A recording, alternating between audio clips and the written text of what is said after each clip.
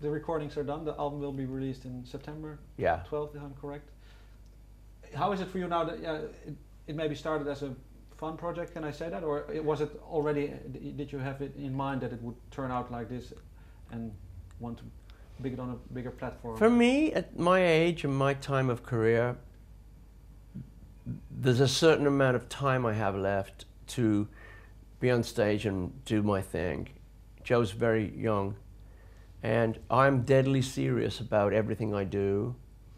I don't have time to do bands that don't follow up. I mean, I'm talking to you and I'm talking to everybody around the world about this band. It's a band that needs to play live, and I need to play live only because it serves purpose for me sustains me as the messenger. I have a strong message with my voice.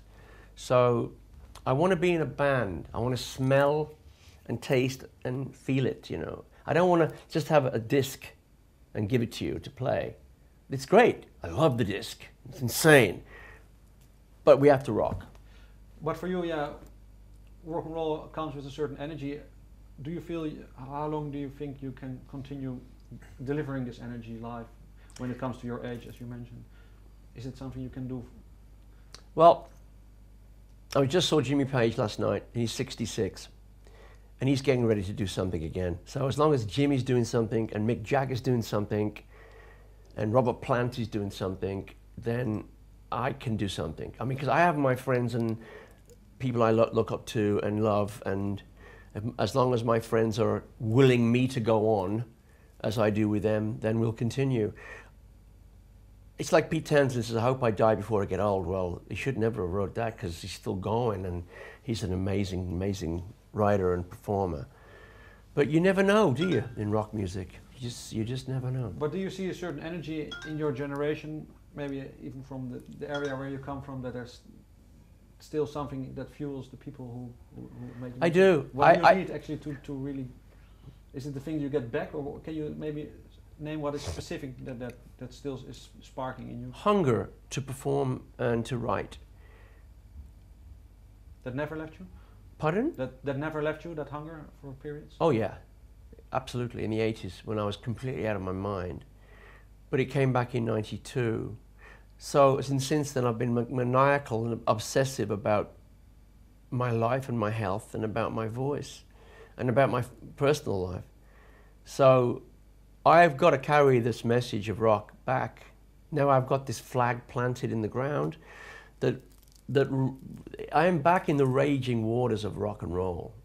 It's a big, big ocean, but the ship that I'm sailing on is a strong ship.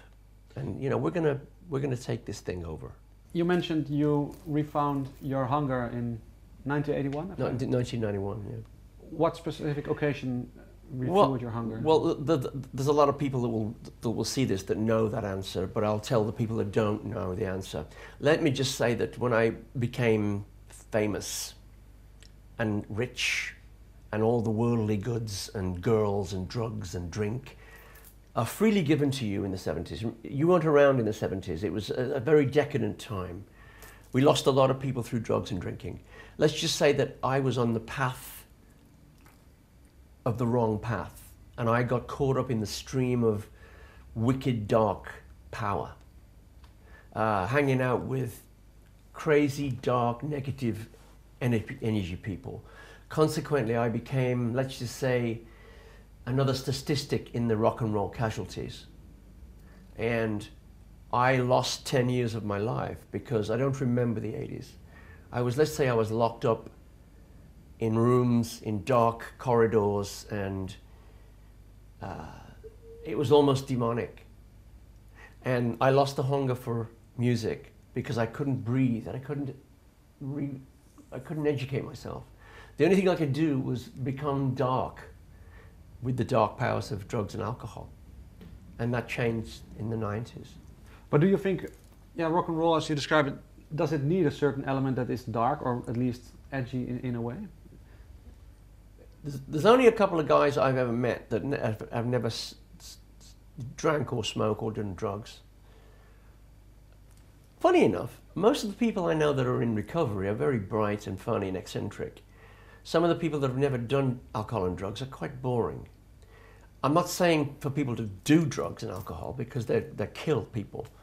But I know that I'm a better person because I've got into recovery and I've lived 10 lives. And in the book it's very obvious.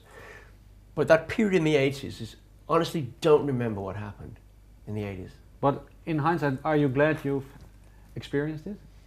Oh, absolutely. I wouldn't change a thing. It's made me the man I am today, 100%. And now you can carry that experience into your rock and roll. I today. can. I can.